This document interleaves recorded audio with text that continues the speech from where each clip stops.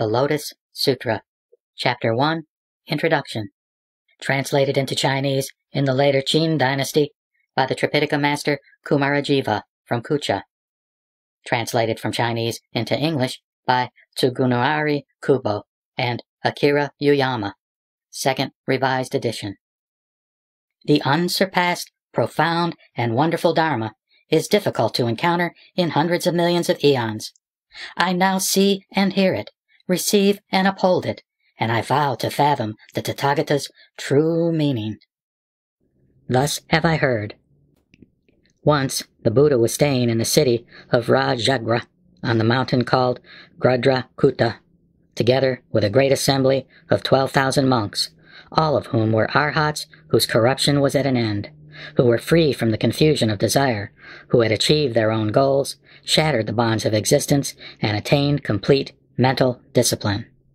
Their names were Ajna Takaundinya, Maha Kasyapa, Uruvilvakyasapa, Gaya Kasyapa, Nadi Kasyapa, Sariputra, Maha Maugalyana, Maha Katyayana, Anriuda, Kafina, Gavampati, Revata, Pilandavasta, Bakula, Mahakaustila, Nanda, Sundaranda, Purnamatriani Putra, Subhuti, Ananda, and Raula. All of them were great arhats known to the assembly. There were, in addition, 2,000 others, both those who had more to learn and those who did not. The nun, Mahaprajapati, was there, together with her 6,000 attendants, and also the nun, Yashodhara, Raula's mother, together with her attendants. There were also 80,000 bodhisattva mahasattvas, all of whom were irreversible from highest complete enlightenment, Anuttara Samyak Sambodhi. They had attained the Dharinis, were established in eloquence, and had turned the irreversible wheel of the Dharma. Each had paid homage to countless hundreds of thousands of Buddhas, planted roots of merit in their presence, and had always been praised by those Buddhas. They had also cultivated compassion within themselves, skillfully caused others to enter the wisdom of a Buddha, obtained great wisdom, and reached the other shore. All of them were famous throughout countless worlds, and had saved innumerable hundreds of thousands of sentient beings. They were Manjushri, Avalokiteshvara, Mahastamaprapta, Nityodayukta, Aniksiptadura, Ratnapani, Vaisayaraja, Pradhanasura, Ratnakandra, Kandraprabha, Purnakandra, Mahavikraman, Anantavikraman, Trailokyavikrama, Bhadrapala, Maitreya, Ratnakara, and Susa Thafaha. There were altogether 80,000 such bodhisattva mahasattvas. At that time, Sakra, king of the Devas, was also there, attended by 20,000 Devaputras. Kandra, Samantagada, and Ratnaprabha, and the great Devas of the four quarters were there, together with a retinue of 10,000 Devaputras. The Devaputras, Isvara and Mahasvara, were there, attended by 30,000 Devaputras. Brahma, the lord of the Saha world, as well as the great Brahma Sikhin and the great Brahma Jyotisprabha, were there, together with a retinue of 12,000 Devaputras. The 8 Naga kings, namely Nanda, Upanada, Sagara, Vasukin, Taksaka, Anavatapta, Manasvin, and Utpalaka, were also there, each of them surrounded by several hundreds of thousands of attendants.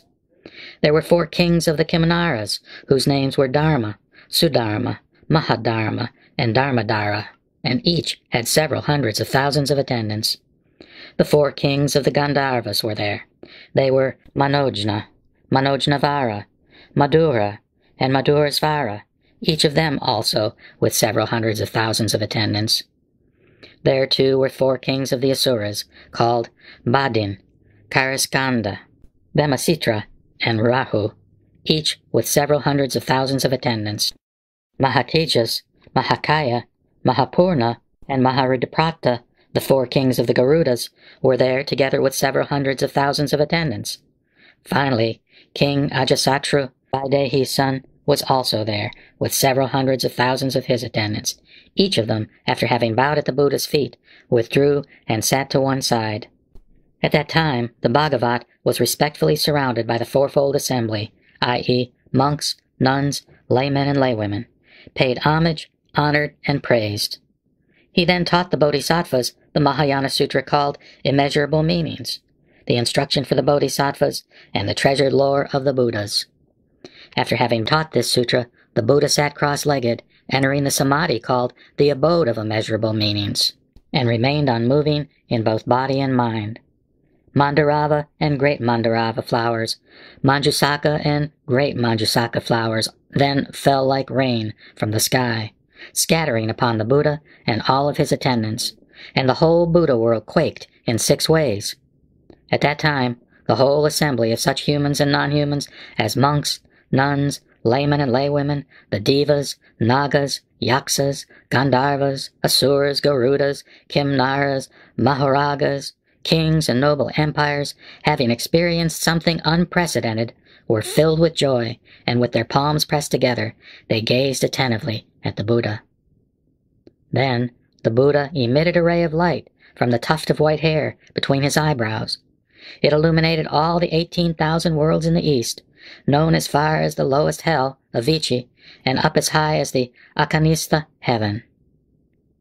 All the sentient beings in those worlds, living in the 6 transmigratory states, became visible from this world. The Buddhas in those worlds were also seen, and the Dharma they were teaching could be heard. The monks, nuns, laymen and laywomen, and those who had practiced and achieved the path, were also to be seen, while the Bodhisattva Mahasattvas, of various background causes and conditions, endowed in various degrees with the willingness to understand and having various appearances, were also seen practicing the Bodhisattva path. All of the Buddhas who had achieved parinirvana were seen, as well as their relic stupas made of the 7 precious treasures. At that moment, it occurred to Bodhisattva Maitreya, quote, "The Bhagavat has now manifested the sign of great transcendent power. What could be the reason for this marvel? The Buddha, the Bhagavat, has now entered samadhi. Whom should I ask about this wonderful marvel? Who would be able to answer my question?" Then he thought further, quote, "This Manjushri, prince of the Dharma, has closely attended and paid homage to innumerable Buddhas of the past. He must certainly have seen such a marvelous sign before. I should ask him now." At the same time, it occurred to the monks, nuns, laymen and laywomen, devas, nagas, yaksas, and others, quote, "Now, whom should we ask about the illumination and marvelous sign of this Buddha?" Then Bodhisattva Maitreya, wanting to clear up his own confusion, and knowing the minds of the fourfold assembly of monks, nuns, laymen and laywomen, and of the nagas, yaksas, and other beings in that gathering, asked Manjushri, quote, "What is the reason for this marvelous sign, this great ray of light that illuminates the 18,000 worlds in the east and renders visible the adornments of all the Buddha worlds?" Thereupon, Bodhisattva Maitreya, wanting to elaborate the meaning of this further, spoke to Manjushri in verse. "O Manjushri, why has the leader emitted this great ray of light far and wide from the tuft of white hair between his eyebrows, raining down Mandarava and Manjusaka flowers, and gladdening the people with the fragrant winds of sandalwood? For this reason the earth is completely adorned, and this world quakes in 6 ways, and the fourfold assembly is completely enraptured, delighted in body and mind at the experience of such an unprecedented marvel.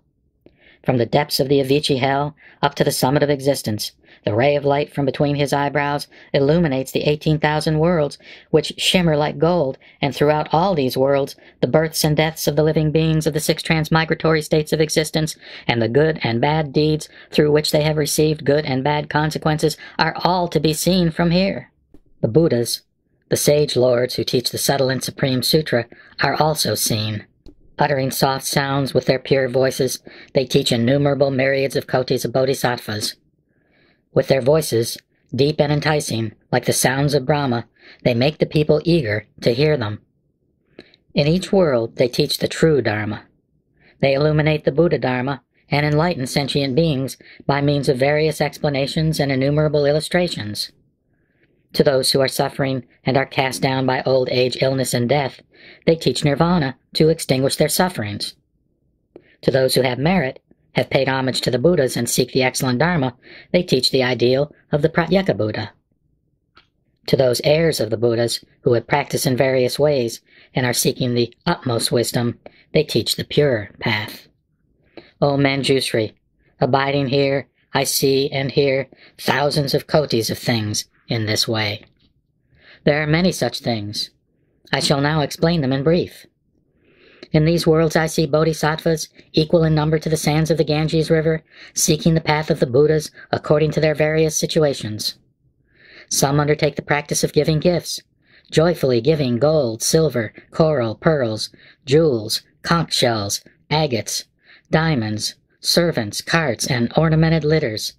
They give these things joyfully, transferring the merit to the path of the Buddhas, wishing to obtain this vehicle, which is the highest in the three worlds and praised by all the Buddhas.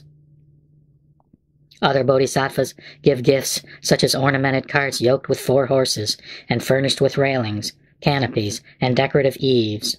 Moreover, I see bodhisattvas who, seeking for the highest path, give gifts such as their bodies, flesh, hands, and feet, as well as their wives and children. Moreover, I see bodhisattvas who are joyfully giving their heads, eyes, and bodies while searching for the wisdom of the Buddhas.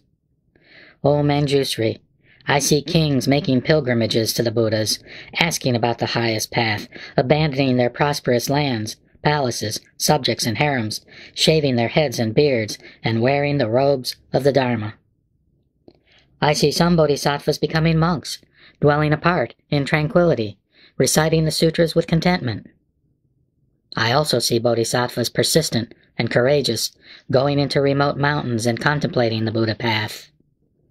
I see some abandoning worldly desires, dwelling always in lonely places, practicing profound meditations and obtaining the 5 transcendent powers. I see bodhisattvas meditating with palms pressed together, praising the kings of the Dharma with thousands of myriads of verses. I also see bodhisattvas, profound in wisdom and firm in resolution, asking the Buddhas questions, listening carefully, and retaining everything. Furthermore, I see heirs of the Buddhas, endowed with concentration and wisdom, teaching the Dharma by innumerable illustrations for the benefit of living beings, leading and inspiring the bodhisattvas by joyously teaching the Dharma, destroying Mara and his minions, and beating the drums of the Dharma. I also see bodhisattvas who are tranquil and silent in ease, and never exult, even in the homage paid by devas and nagas. I see bodhisattvas dwelling in forests, radiating light, alleviating the suffering of beings in the hells, and causing them to enter the Buddha path. I also see heirs of the Buddha who have never fallen asleep, and are constantly wandering in forests in search of the Buddha path. I see some who are pure like jewels, endowed with integrity and faultless in behavior, in search of the Buddha path. Furthermore, I see heirs of the Buddha in search of the Buddha path who have the power of perseverance and patiently endure those of excessive pride who abuse them verbally and physically. I see bodhisattvas who have been searching for the Buddha path for thousands of myriads of kotis of years, and who have renounced idlers and foolish companions and approached the wise. Having single-mindedly rid themselves of inner confusion, they are meditating in mountain forests. I also see bodhisattvas seeking for the highest path who are giving food and drink and 100 kinds of medicine to the Buddha and the Sangha. They give superb garments and clothing worth thousands of myriads and priceless robes to the Buddha and the Sangha. They give thousands of myriads of kotis of treasured monasteries made of sandalwood and various kinds of excellent bedding to the Buddha and the Sangha. They give clean garden groves full of flowers and fruits, fountains and bathing pools to the Buddha and the Sangha. Thus they give such various excellent things with joy and vigor, seeking the supreme path. There are also bodhisattvas who are teaching innumerable sentient beings the Dharma of tranquility in various ways. Furthermore, I see bodhisattvas who have perceived the essential character of all dharmas or phenomena to be without duality, just like empty space.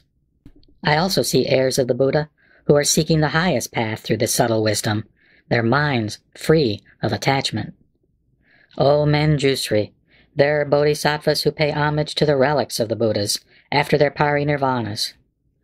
I also see heirs of the Buddhas who have built stupas as numerous as the sands of the Ganges River, with which to decorate the Buddha worlds. These jeweled stupas are magnificent, 5,000 yojanas in height and 2,000 yojanas in both length and width. On each of these stupas are 1,000 banners, flags, and canopies, and jeweled bells ringing harmoniously. And devas, nagas, humans and non-humans constantly give offerings of perfume, flowers, and music to them. O Manjushri, the heirs of the Buddhas have decorated the stupas in order to pay homage to the relics. These worlds have been spontaneously made as extraordinarily beautiful as the king of the heavenly trees when his flowers bloom. Because the Buddha has emitted this ray of light, I, and those with me in the assembly, can see these worlds of marvelous and varied beauty. The wisdom and transcendent powers of all the Buddhas are extraordinary. By emitting a single ray of light, he has illuminated innumerable lands. Seeing this, we attain that which we have not met with before. O Manjushri, heir of the Buddhas, we entreat you to rid us of our confusion. The fourfold assembly is joyfully looking up at you and me. Why did the Bhagavat emit this ray of light? O heir of the Buddhas, now answer. Resolve our confusion and gladden us. Why is he emitting this ray of light? Will the Buddha teach us the true Dharma that he obtained while he sat on the terrace of enlightenment? Will he predict enlightenment to us? It is not for a trifling reason that all the Buddha lands, ornamented with various jewels, and all the Buddhas have been made visible. O Manjushri, you should know that the fourfold assembly, Nagas and Devas, look forward to hearing what you shall reveal." Close quote. Thereupon, Manjushri spoke to Bodhisattva Mahasattva Maitreya and the other worthy beings, quote, "O sons of a virtuous family, I am very sure that the Buddha, the Bhagavat, will now teach the great Dharma, rain down the great Dharma, blow the conch of the great Dharma, beat the drum of the great Dharma, and reveal the meaning of the great Dharma. O sons of a virtuous family, I have seen Buddhas in the past who have shown this marvel and have taught the great Dharma immediately after emitting a ray of light. Therefore, you should know that in the very same way, the Buddha has now emitted this light and has shown this marvel in order to cause all sentient beings to hear and understand the Dharma, which in all the worlds is difficult to understand. O sons of a virtuous family, in the past, more than innumerable, unthinkable, incalculable kalpas ago, there was a Buddha called Khandra Surya Pradipa, a Tathagata, Arhat, completely enlightened, perfect in knowledge and conduct, well departed, knower of the world, unsurpassed, tamer of humans, teacher of devas and humans, Buddha Bhagavat. He taught the true Dharma that was good in the beginning, good in the middle, and good in the end. It was profound in meaning, elegant in speech, and endowed with the character of the pure path of discipline and integrity. To those seeking for the Sravaka vehicle, he taught the Dharma with respect to the Four Noble Truths, causing them to overcome birth, old age, sickness, and death, and to attain nirvana. He taught the Dharma with respect to dependent origination to the Pratyeka Buddhas, and to the Bodhisattvas he taught the Dharma with respect to the 6 perfections or paramitas, causing them to attain the highest complete enlightenment and perfect all-knowledge. Then there was another Buddha named Khandra Surya Pradipa, and after him another Buddha also named Khandra Surya Pradipa. And so, in this way, 20,000 Buddhas all have the same name, Khandra Surya Pradipa. They also have the same family name, Bahara Dvaja. O Maitreya, you should know that these Buddhas, beginning from the first up to the last, all have the same name, Khandra Surya Pradipa, endowed with the 10 epithets. The Dharma that they taught was good in the beginning, the middle, and the end. The last Buddha fathered 8 princes before he renounced household life.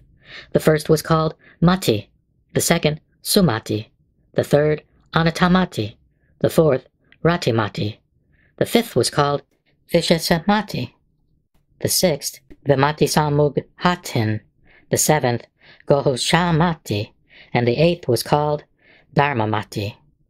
These 8 princes were endowed with dignity and power, and each of them ruled over 4 great continents. Having heard that their father had renounced household life and obtained highest complete enlightenment, all of them abandoned their kingdoms and also renounced household life. Each caused the spirit of the Mahayana to arise within him, practiced the pure path of discipline and integrity, and became an expounder of the Dharma. They all planted roots of good merit under many thousands of myriads of Buddhas. At that time, the Buddha Khandra Surya Pradipa taught the Mahayana Sutra called Immeasurable Meanings, the instruction for the Bodhisattvas and treasured lore of the Buddhas. Having taught this sutra, he sat down cross-legged, undisturbed in body and mind, among the great assembly, and entered the Samadhi, called the Abode of Immeasurable Meanings. Then Mandarava and great Mandarava flowers, Manjusaka and great Manjusaka flowers fell like rain from the sky, scattering over the Buddha and all of his attendants, and the whole Buddha world quaked in 6 ways. At that time, all in the assembly of humans and non-humans, monks, nuns, laymen, laywomen, devas, nagas, yaksas, gandharvas, asuras, garudas, kimaras, maharagas, kings, and noble emperors, having experienced such an unprecedented marvel, were filled with joy, and pressing their palms together, they gazed attentively at the Buddha. Then the Buddha emitted a ray of light from the tuft of white hair between his eyebrows, which completely illuminated all the 18,000 worlds in the east, in the same way that all of these Buddha worlds are visible now. O Maitreya, you should know that at that time there were 20 kotis of bodhisattvas in the assembly who wanted to hear the Dharma. All of these bodhisattvas, having seen all the Buddha worlds completely illuminated by this ray of light, were struck with wonder and wanted to know why it was emitted. A bodhisattva named Varaprabha was there with his 800 disciples. At that time, the Buddha Khandra Surya Pradipa, having emerged from Samadhi, remained sitting for 60 intermediate kalpas, and revealed to Bodhisattva Varaprabha the Mahayana Sutra called Saddharma Pundarika, the White Lotus of the Marvelous Law, hereafter Lotus Sutra, which was the instruction for Bodhisattvas and the treasured lore of the Buddhas. The assembly also sat there undisturbed in body and mind, listening to the Buddha's exposition for 60 intermediate kalpas, as if only a single mealtime had passed. During that time, not a single person among them experienced fatigue of body or mind. Having taught this sutra for 60 intermediate kalpas, the Buddha Khandra Surya Pradipa made this proclamation to the assembly of Brahmas, Maras, Shramanas, Brahmins, Devas, humans, and Asuras, saying, quote, "On this day, during the middle watch of the night, the Tathagata will enter nirvana without residue." Close quote. Then the Buddha Khandra Surya Pradipa gave this prediction to a bodhisattva called Srigarbha. Addressing the monks, he said, quote, "This bodhisattva, Srigarbha, will become the next Buddha after me. He will be called Vaimalanganitra, a Tathagata, Arhat, completely enlightened." Close quote. The Buddha, after having made this prediction, entered nirvana without residue during the middle of the night. After the Buddha passed into extinction, the Bodhisattva Varaprabha, having preserved the Lotus Sutra, taught it to humans for the full period of 80 intermediate kalpas. This Bodhisattva Varaprabha was made the teacher for the Buddha Khandra Surya Pradipa's 8 princes. Varaprabha led and inspired them and caused them to be firm in highest complete enlightenment. After paying homage to innumerable hundreds of thousands of myriads of kotis of Buddhas, all these princes attained the path of the Buddhas. The last of these to become enlightened was named Dipamkara. Among the 800 disciples of Bodhisattva Varaprabha, there was a man named Yashasakama, who was attached to profit. Even though he had repeatedly recited the sutras, he never became versed in them and forgot the greater part. That is why he was called Yashasakama, fame seeker. But because he had also planted various roots of good merit, he was able to meet innumerable hundreds of thousands of myriads of kotis of Buddhas, whom he rendered homage to, honored, revered, and praised. O Maitreya, you should know that Bodhisattva Varaprabha at that time was none other than myself, and Bodhisattva Yashasakama was none other than you. The marvel we see here is exactly the same as the previous one. Therefore, I am certain that today the Tathagata will teach the Mahayana Sutra called the Lotus Sutra, the instruction for bodhisattvas and treasured lore of the Buddhas.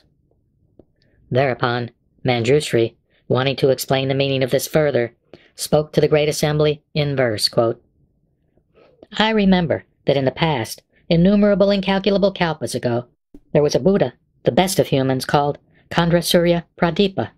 This Bhagavat taught the Dharma, leading and inspiring innumerable sentient beings and incalculable numbers of bodhisattvas to attain the wisdom of the Buddhas. Before renouncing household life, the Buddha fathered 8 princes. Having seen the great sage renounce household life, they also followed him and practiced the pure path of discipline and integrity. At that time, the Buddha taught and extensively illuminated the Mahayana Sutra called Immeasurable Meanings to the Great Assembly. After having taught this sutra, the Buddha sat down cross-legged on the seat of Dharma and entered the samadhi called the Abode of Immeasurable Meanings. The heavenly mandarava flowers fell down like rain. The heavenly drums resounded spontaneously. All the devas, nagas, and yaksas paid homage to the best of humans. All of the Buddha world suddenly quaked greatly, and the Buddha emitted a ray of light from the tuft between his eyebrows and manifested various marvels. This ray of light illuminated 18,000 Buddha worlds in the east and revealed the conditions resulting from the karma of each sentient being. Through this light of the Buddha, all the Buddha worlds appeared, as if they were decorated with various jewels, such as lapis lazuli or crystal. All the devas, humans, nagas, yaksas, gandharvas, and kimnaras were each seen paying homage to the Buddhas. All the Tathagatas who had spontaneously attained the path of the Buddhas looked majestic and very beautiful, with bodies like golden mountains. Each Bhagavat appeared like a golden image in the midst of lapis lazuli, expounding the meaning of the profound Dharma to the great assembly. There were innumerable Shravakas in each of the Buddha worlds, and they saw all the great assemblies because of the light of the Buddha. There were also monks living in mountain forests who, through persistence, possessed purity of conduct, which they protected like a precious jewel. There were bodhisattvas, as numerous as the sands of the Ganges River, practicing by giving, perseverance, and so on, i.e. the 6 perfections, who also became visible through the light of the Buddha. There were bodhisattvas who, having entered deep samadhi, were tranquil and undisturbed in body and mind, and who were seen seeking for the highest path. There were also bodhisattvas who, knowing the tranquil character of the Dharma, were seen teaching the Dharma and seeking the path of the Buddhas in each of the Buddha worlds. At that time, the fourfold assembly, having seen the Buddha Khandra Surya Pratipa manifest these great transcendent powers, became delighted and asked each other what the reason for this could be. The noble one, revered by devas and humans, then emerged from samadhi and praised Bodhisattva Varaprabha, saying, quote, "You are the eye of the world. You are believed in by all, and possess the treasure house of the Dharma. You are the only one who can understand the Dharma that I have taught." Close quote. The Bhagavat praised Varaprabha, delighting him, and taught the Lotus Sutra for the full period of 60 intermediate kalpas without rising from his seat. This expounder of the Dharma, Varaprabha, firmly and completely preserved this most excellent Dharma that was taught by the Buddha. After having taught this Lotus Sutra, and having then gladdened the assembly, on that very day, the Buddha told the assembly of devas and humans, quote, "I have already taught you the meaning of the essential character of all dharmas. Today, I will enter nirvana in the middle of the night.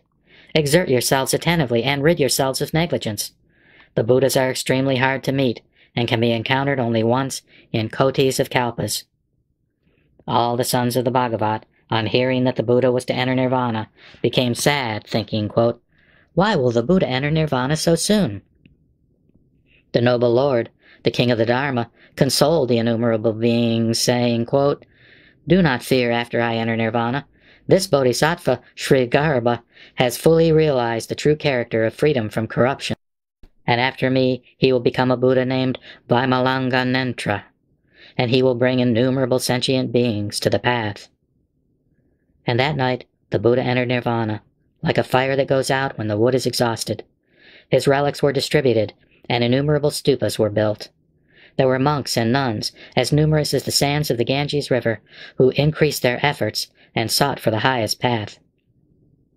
This expounder of the Dharma, Varaprabha, possessed of the treasure house of the Buddha, extensively proclaimed the Lotus Sutra for 80 intermediate kalpas. All of the 8 princes, led and inspired by Varaprabha, became firmly established in the highest path and met innumerable Buddhas. After paying homage to the Buddhas and following them in their practice of the Great Path, they all in turn received their predictions, becoming Buddhas in succession. The last, the highest of Devas, was called Dipamkara, and as the leader of all the sages, had brought innumerable sentient beings to the path.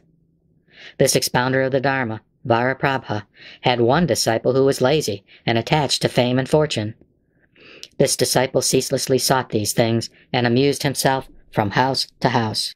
He abandoned recitation of the sutras, and, forgetting them, never became versed in them. For this very reason, he was named Yashaskama. But since he had also performed many good deeds, he was able to meet innumerable Buddhas. He paid homage to all these Buddhas, and having practiced the great path after them, acquired all the 6 perfections, and now meets the lion of the Sakyas. He shall subsequently become a Buddha called Maitreya, who will extensively bring innumerable sentient beings to the path. After the parinirvana of that Buddha, Chandrasurya Pradipa, the lazy one was none other than you, and the expounder of the Dharma, Vajraprabha, was no one but myself. When I saw the Buddha Dipamkara, he also revealed this marvel of light. That is why I know that this Buddha will now teach the Lotus Sutra. This sign is just like the previous marvel. It is the skillful means of all the Buddhas. The Buddha has now emitted this ray of light in order to reveal the essential character of dharmas. Now it should be clear to everyone. Wait attentively, with palms pressed together. Having reigned the Dharma, the Buddha will satisfy those seeking the path. If there is anyone seeking the 3 vehicles who still has any doubts, the Buddha will completely remove them, extinguishing them with none left over.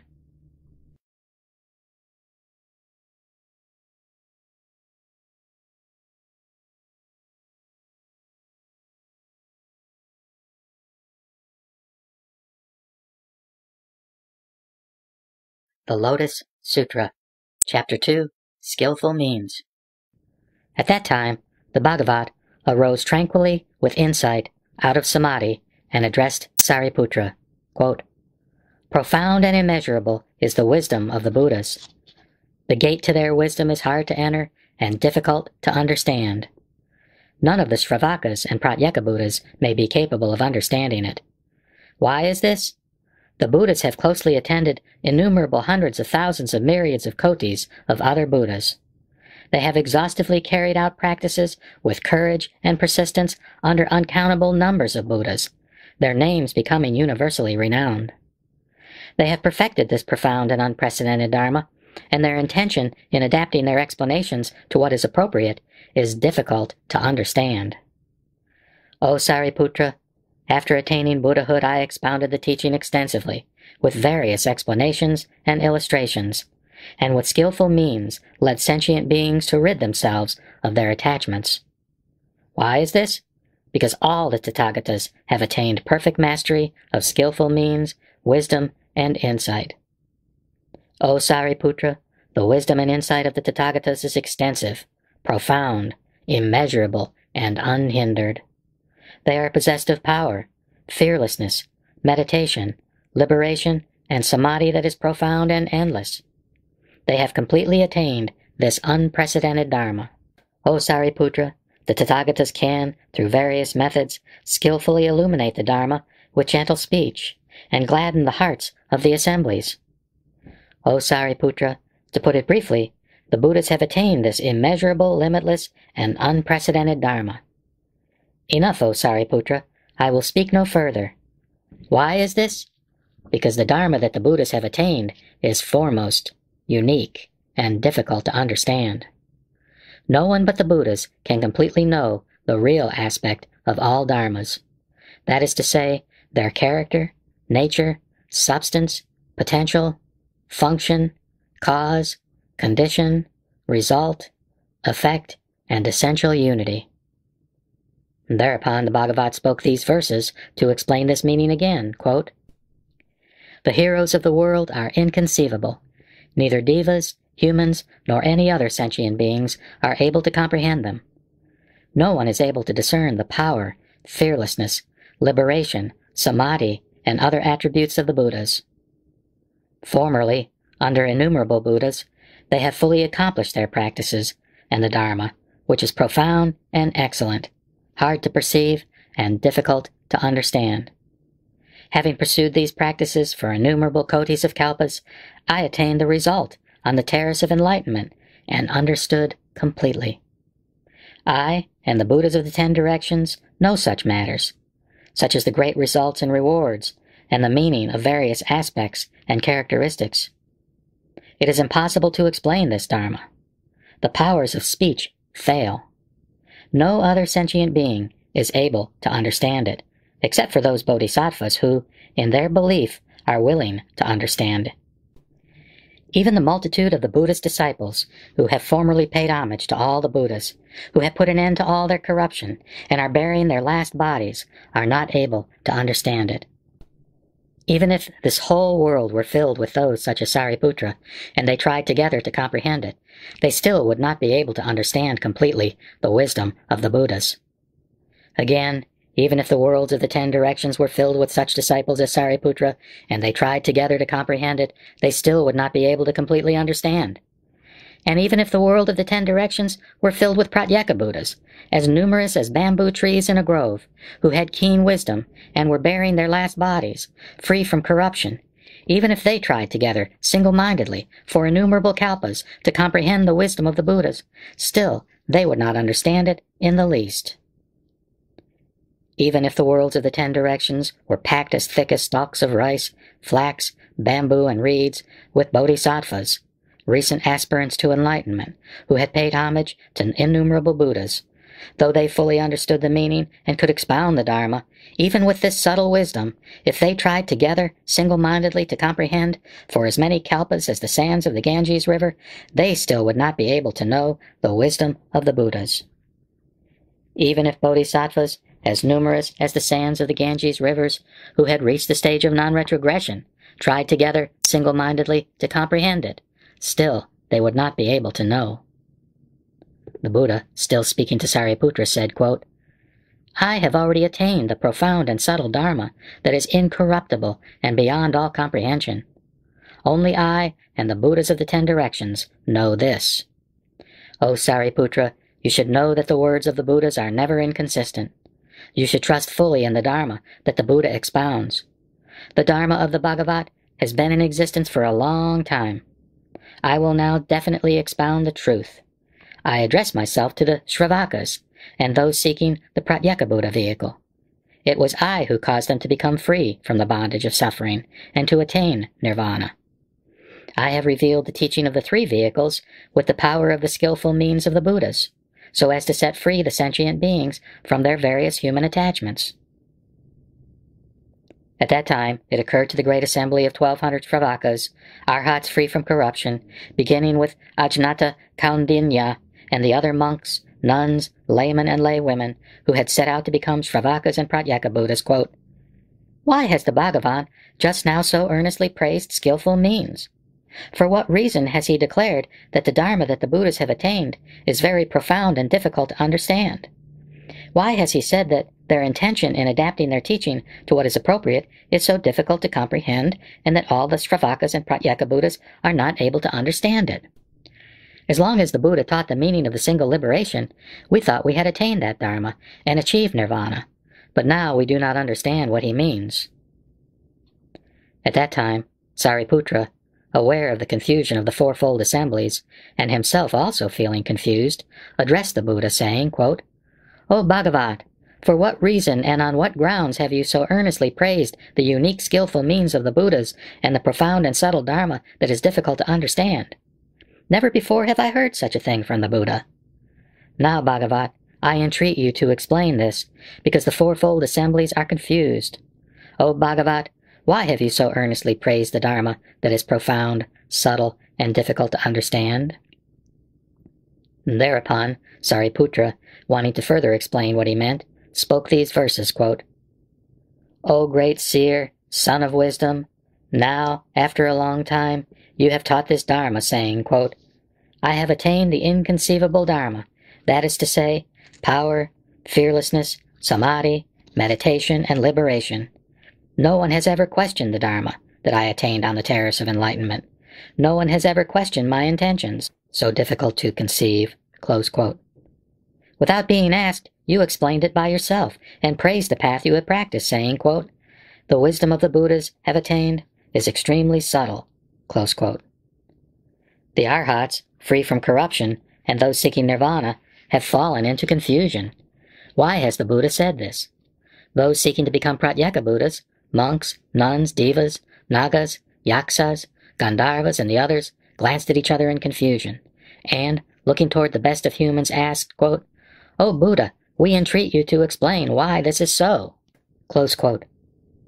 The Buddha has said that I am the foremost among the Shravakas, yet now I am confused about my own knowledge and unable to understand. Is it the ultimate Dharma? Is it a path to be practiced? The sons born from the mouths of the Buddhas stand waiting with palms pressed together, looking at the Buddha. I entreat you to proclaim the truth, speaking in the finest voice. The Devas, Nagas, and others, as numerous as the sands of the Ganges River, as many as 80,000 bodhisattvas who are seeking Buddhahood, and noble emperors who have come from myriads of kotis of countries, are all standing respectfully with palms pressed together, asking how to accomplish the path. Then the Buddha addressed Sariputra, saying, quote, "Enough, enough, speak no more. If I explained this matter, the devas and humans in all the worlds would be astounded." Then Sariputra again addressed the Buddha, quote, "O Bhagavat, please explain it. I entreat you to explain it, because in this assembly there are innumerable hundreds of thousands of myriads of kotis of incalculable sentient beings, sharp in faculties and possessed of wisdom, who have previously encountered the Buddhas. When they hear the teaching of the Buddha, they will trust, believe, and accept it." And thereupon Sariputra spoke in verse to explain this again, quote, "O King of the Dharma, the best of humans, I entreat you to explain it. Please explain it without hesitation. In this assembly there are innumerable sentient beings who will trust and accept it." Then the Buddha again tried to dissuade Sariputra, saying, quote, "If I explain it, the devas, humans, and asuras in all the worlds will be astounded, and arrogant monks will certainly go to their downfall." At that time, the Bhagavat spoke again in verse. "Enough, enough, speak no more. The Dharma that I have attained is excellent and incomprehensible. Though the arrogant hear it, they will never accept it." And again Sariputra addressed the Buddha, saying, quote, "O Bhagavat, please explain it. Please explain it. In this assembly there are people like me and others, numbering into the hundreds of thousands of myriads of kotis of beings, who have been led and inspired by the Buddhas in their former existences. Such people will certainly trust, believe, and accept it, and they will benefit, profit, and receive solace from it for a very long time." Thereupon Sariputra spoke these verses to elaborate on what he meant. Quote, "O best of humans, please teach the ultimate Dharma. I am the eldest son of the Buddha. Please illuminate and explain it. Innumerable beings in this assembly will certainly trust and accept this Dharma, because the Buddha, in former existences, led and inspired such people. All of them will attentively listen and accept, their palms pressed together, to the words of the Buddha. I entreat you to illuminate and explain it, for the assembly of 1,200 people like me, and the others seeking Buddhahood. When they hear this Dharma, they will bring forth great joy." Then the Bhagavat spoke to Sariputra, saying, "You have now persistently asked me 3 times. How could I possibly not explain it to you? Therefore, listen carefully and pay close attention. I will now illuminate and explain it." When he said this, 5,000 monks, nuns, laymen, and laywomen in the assembly immediately got up from their seats, bowed to the Buddha, and left. What was the reason for this? Because the roots of error among this group had been deeply planted, and they were arrogant, thinking they had attained what they had not attained, and had realized what they had not realized. Because of such defects, they did not stay, and the Bhagavat remained silent and did not stop them. Then the Buddha addressed Sariputra, quote, "My assembly here is free of useless twigs and leaves. Only the pure essence remains. O Sariputra, let the arrogant ones go. Listen carefully, and I will explain it to you." Then Sariputra replied, "Indeed, O Bhagavat, I greatly desire to hear it." Then the Buddha addressed Sariputra. Quote, "Only very rarely do the Buddha Tathagatas teach such a true Dharma as this, as rarely as the Udambara flower blooms. O Sariputra, trust and accept what the Buddha teaches. My words are never false. O Sariputra, the real intention of all the Buddhas in adapting their explanations to what is appropriate is difficult to understand. Why is this? Because I have expounded the teachings with innumerable skillful means and various kinds of explanations and illustrations. Yet this Dharma is beyond reason and discernment. Only the Buddhas can understand it. Why is this? Because the Buddha Bhagavats appear in this world for one great purpose alone. O Sariputra, now I will explain why I said that the Buddha Bhagavats appear in this world for only one great purpose. The Buddha Bhagavat appear in this world to cause sentient beings to aspire toward purity and the wisdom and insight of the Buddhas. They appear in this world to manifest the wisdom and insight of the Buddhas to sentient beings. They appear in this world to cause sentient beings to attain the wisdom and insight of a Buddha's enlightenment. They appear in this world in order to cause sentient beings to enter the path of the wisdom and insight of a Buddha. O Sariputra, for this one great reason alone, the Buddhas have appeared in this world. The Buddha addressed Sariputra saying, quote, the Buddha Tathagatas lead and inspire only bodhisattvas. All the acts of a Buddha are always for one purpose. The Buddhas manifest their wisdom and insight solely to inspire sentient beings to enlightenment. O Sariputra, a Tathagata teaches sentient beings the Dharma only through the single Buddha vehicle. There is no other, neither a second nor a third. O Sariputra, the true nature of all the Buddhas of the 10 directions is exactly like this. O Sariputra, all the Buddhas of the past expounded the teachings for the sake of sentient beings, using incalculable and innumerable skillful means and various explanations and illustrations. These teachings were all for the sake of the single Buddha vehicle. All these sentient beings, hearing the Dharma from the Buddhas, finally attained omniscience. O Sariputra, all the future Buddhas who will appear in the world will expound the teachings for the sake of sentient beings, using incalculable and innumerable skillful means and various explanations and illustrations. These teachings will all be for the single Buddha vehicle. All sentient beings who hear this Dharma from these Buddhas will ultimately attain omniscience. O Sariputra, all the Buddha Bhagavats of the present and immeasurable hundreds of thousands of myriads of kotis of Buddha worlds of the 10 directions teach the Dharma to sentient beings using incalculable and innumerable skillful means with various explanations and illustrations to benefit many of them and cause them to feel at peace. These Dharmas are all of the single Buddha vehicle. All the sentient beings who hear the Dharma from these Buddhas will ultimately attain omniscience.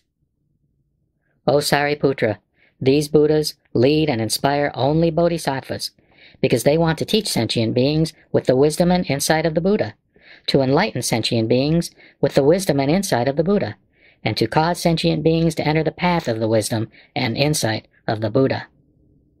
O Sariputra, I too am now like this. Having understood the various desires and deep-rooted inclinations of sentient beings, I teach the Dharma according to their capacities through the power of skillful means, using various explanations and illustrations. O Sariputra, I do this in order to cause them to attain the omniscience of the single Buddha vehicle. O Sariputra, since there is no second vehicle in the worlds of the 10 directions, how could there be a third? O Sariputra, the Buddhas appear in the world of the 5 defilements, which are the defilement of the kalpa, the defilement through desire's confusion, the defilement of sentient beings, the defilement of views, and the defilement of lifespan. Therefore, O Sariputra, in the period of the decadent kalpa, because sentient beings are filthy, greedy, jealous, and develop roots of error, all the Buddhas illuminate the 3 vehicles with the power of skillful means in order to teach the single Buddha vehicle. O Sariputra, if any of my disciples declare that they are arhats or pratyeka Buddhas and do not listen or comprehend that all the Buddha Tathagatas teach only the bodhisattvas, they are not disciples of the Buddhas, nor are they arhats or pratyeka Buddhas. Again, O Sariputra, if there are any monks or nuns who would declare that they have attained arhatship, that they are bearing their last bodies and are destined for complete nirvana, and yet who have not sought highest complete enlightenment, they should be considered arrogant people. Because there is no case in which a monk who has actually achieved arhatship does not believe in this dharma, except after the Buddha has entered parinirvana and there is no Buddha present. What is the reason for this? Because after the parinirvana of the Buddha, it is hard to find people who preserve, recite, and understand the meaning of the sutras like this. But if they should meet other Buddhas, they will immediately understand this teaching. O Sariputra, you should wholeheartedly accept and preserve the words of the Buddha. The words of the Buddha Tathagatas are never false. There are no other vehicles, only the single Buddha vehicle. Thereupon, the Bhagavat, wanting to elaborate the meaning of this further, uttered these verses. In the fourfold assembly, there were 5,000 monks and nuns who were excessively proud, laymen who were arrogant, and laywomen who were unaccepting. They did not see their own defects, being faulty in self-discipline, and clung to their shortcomings. These of little wisdom have already left. Through the virtuous dignity of the Buddha, the dregs of the assembly have departed. Having little virtue, these people were incapable of accepting this dharma. Free of useless twigs and leaves, only the pure essence of this assembly remains. O Sariputra, listen carefully. All the Buddhas teach the dharma that they have attained through the immeasurable power of skillful means for the sake of sentient beings. Completely knowing their intentions, their various ways of practice, their wishes and capacities, and the good and bad karma of their previous lives, the Buddha gladdens all sentient beings with the power of words and skillful means, using examples and illustrations. The Buddha teaches by means of sutras, verses, stories of his past deeds and of past events, miraculous tales, explanatory tales, allegories, poems, and exegesis. The Buddha teaches nirvana to those with dull faculties, who are satisfied with lowly aspirations and attached to birth and death, who have not practiced the profound path in the presence of innumerable Buddhas, and are confused by suffering. Having devised this skillful means, I enable them to enter the wisdom of the Buddhas. But I have never said that all of you would attain the path of the Buddhas. I have never said this because the occasion never arose. Now is precisely the right time for me to teach definitively the Mahayana. I apply these 9 kinds of teachings according to the capacities of sentient beings. I teach these sutras because they are the basis for entering the Mahayana.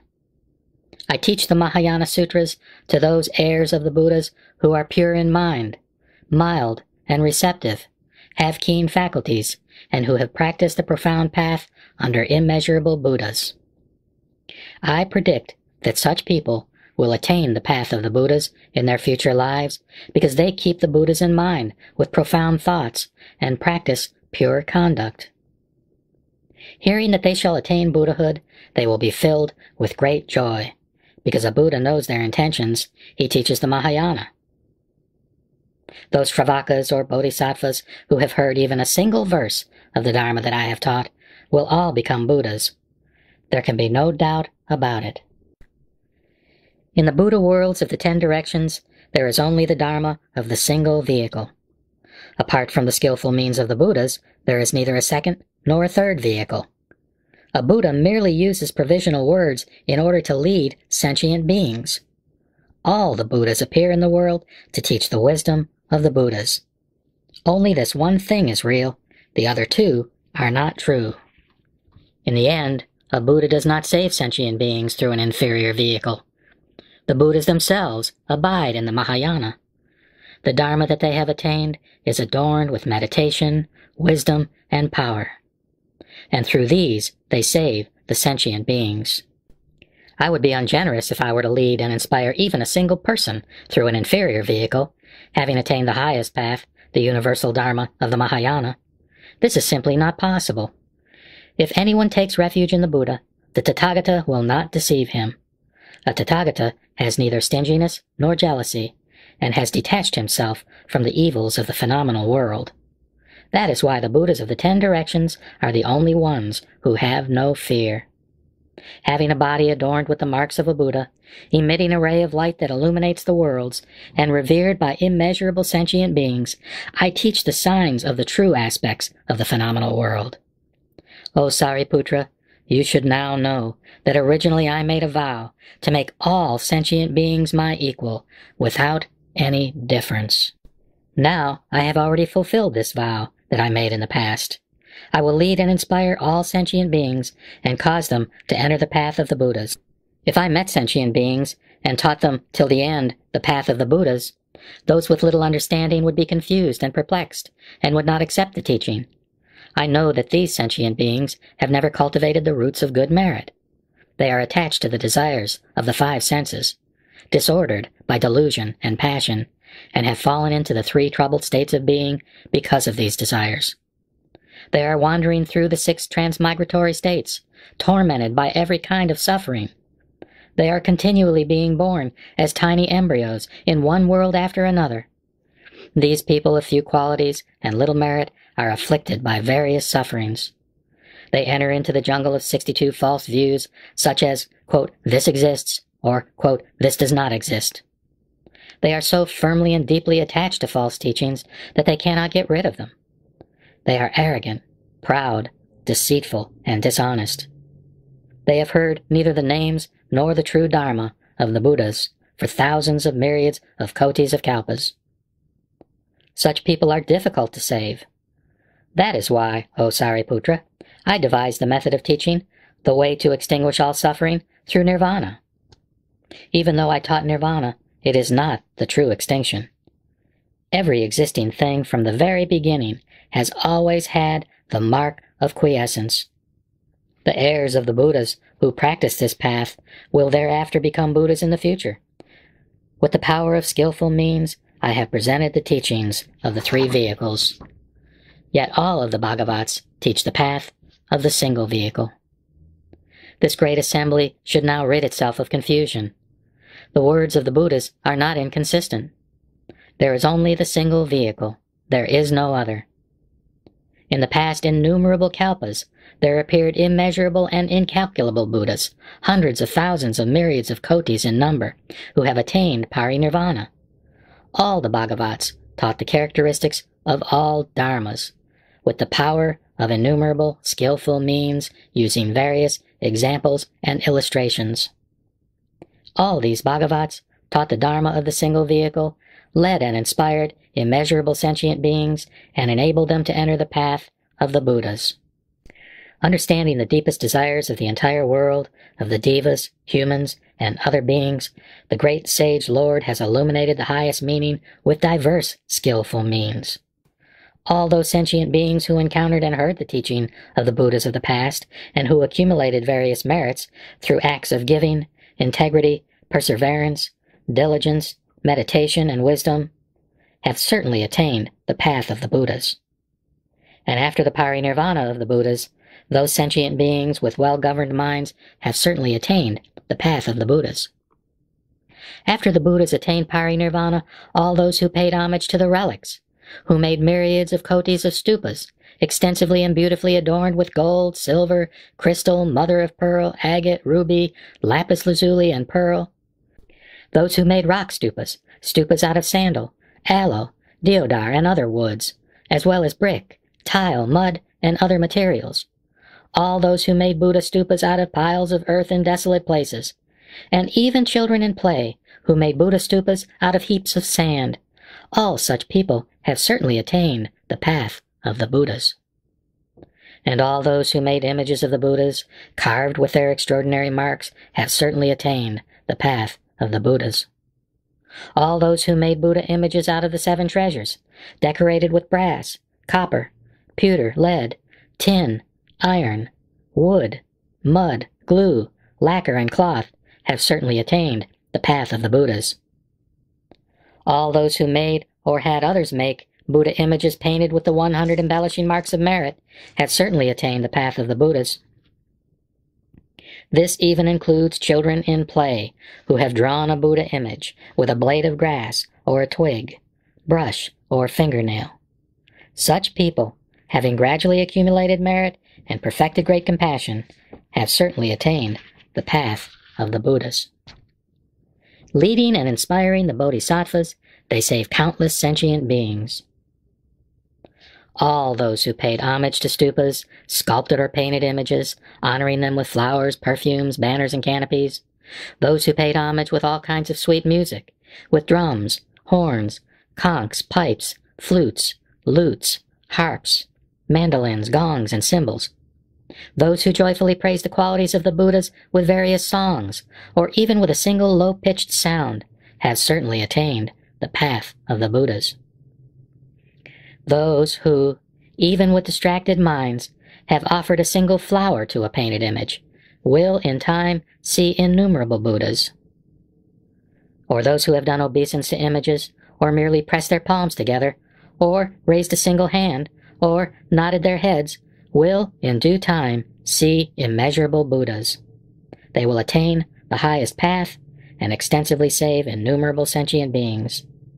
They will enter nirvana without residue, just as a fire goes out after its wood is exhausted. Those who, even with distracted minds, entered a stupa compound and chanted but once, homage to the Buddha, have certainly attained the path of the Buddhas. Anyone who heard this teaching, either in the presence of a past Buddha or after their parinirvana, has certainly attained the path of the Buddhas. The future Bhagavats, Tathagatas, immeasurable in number, will teach the Dharma with skillful means. All the Tathagatas will save sentient beings with immeasurable skillful means, causing them to enter the wisdom of the Buddhas that is free from corruption. Of those hearing this Dharma, there will be no one who will not become a Buddha. The original vow of the Buddhas was to cause all sentient beings to universally attain the very same Buddha path that I have practiced. Even though the Buddhas of the future will teach hundreds of thousands of kotis of innumerable paths to the Dharma, their teachings will actually be for the sake of the single vehicle. All the Buddhas, the best of humans, they know that all dharmas are ever without substance, and that the Buddha seeds germinate through dependent origination. That is why they will teach the single vehicle. Having realized on the terrace of enlightenment that the state of the Dharma is permanent and unchangeable in this world, the leaders will teach with skillful means.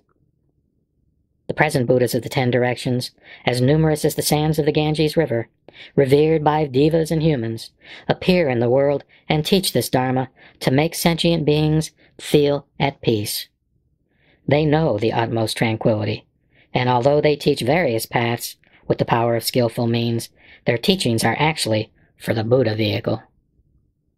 Knowing the character of sentient beings, their deep intentions, past acts, wishes, persistence, and strength, their keen or dull faculties, the Buddhas teach with skillful means, using various explanations, illustrations, and words in accordance with the capacities of sentient beings. Now, I too reveal the path of the Buddhas through various paths to the Dharma to make sentient beings feel at peace. Through the power of my wisdom, I know the dispositions and desires of sentient beings, and explain various teachings with skillful means, enabling them all to obtain joy. O Sariputra, you should know that through the Buddha eye, I see beings wandering in the 6 states of existence, who are poor, deprived of merit and wisdom, who are entering into the bitter path of birth and death, and are suffering repeatedly and without end. They are deeply attached to the desires of the 5 senses, just as yaks are attached to their tails. Obstructed by greed, they are blind and cannot see. They do not seek the Buddha, who has great power, nor the Dharma that cuts off suffering. Deeply immersed in false views, they try to eliminate suffering through suffering. I feel great compassion for such sentient beings.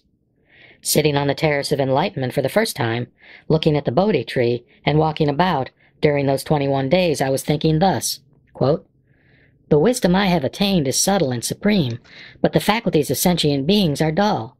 They are attached to pleasures and blinded by delusions. How can I save such beings?" Close quote. Then Brahma and his Devaputras, Sakra, the world protectors of the 4 quarters, Mahasvara, and the other devas, together with a retinue of hundreds of thousands of myriads of attendants, paid their respects with palms pressed together and begged me to turn the wheel of the Dharma. Then I thought, quote, "If I only praise the Buddha vehicles, Those beings who are submerged in suffering will not believe this Dharma. Because they reject and do not believe the Dharma, they will fall into the three troubled states of being. I would rather not teach the Dharma, and instead immediately enter nirvana." Close quote. And then I thought of the power of skillful means practiced by past Buddhas. This path that I have attained should now also be taught as the three vehicles. When I thought this, the Buddhas of the 10 directions appeared, and with beautiful voices praised me, saying, quote, "O Sakyamuni, splendid! O Supreme Leader, you have attained the highest Dharma, and yet still use the power of skillful means, following the other Buddhas.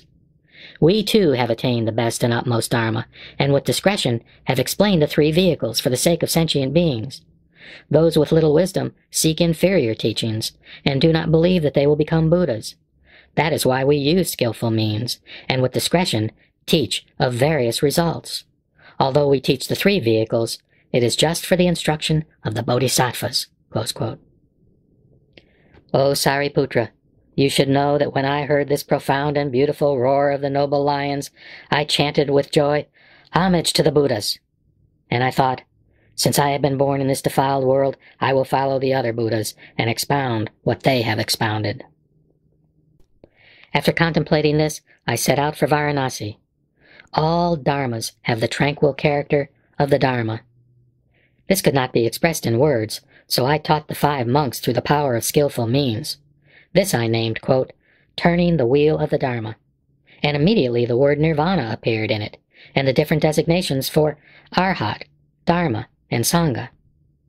From a great many kalpas ago, I have always taught like this. I have praised and illuminated the teaching of nirvana, saying that it ends the sufferings of birth and death. O Sariputra, you should know that I see the immeasurable thousands of myriads of kotis of the Buddha's heirs, who, having set out for the Buddha path, and heard the Dharma explained with skillful means, have respectfully come before the Buddha.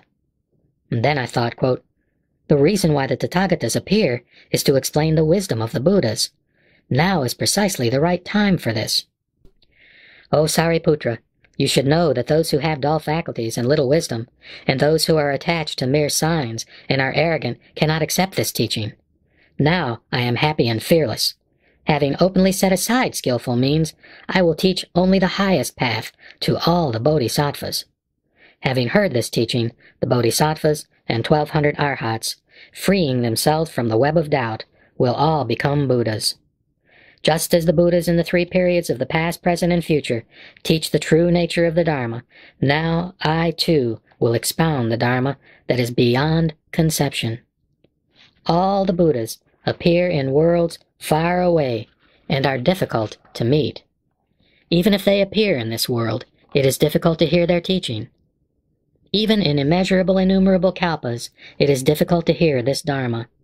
And those who are able to hear this Dharma are also hard to find.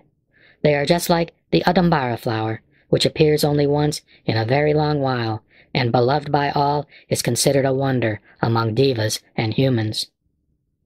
Those who, hearing this teaching, happily praise the Buddhas by uttering even a single word, have already paid homage to all Buddhas of the 3 periods. Such people are even more extraordinary than the Adambara flower. All of you, have no doubts.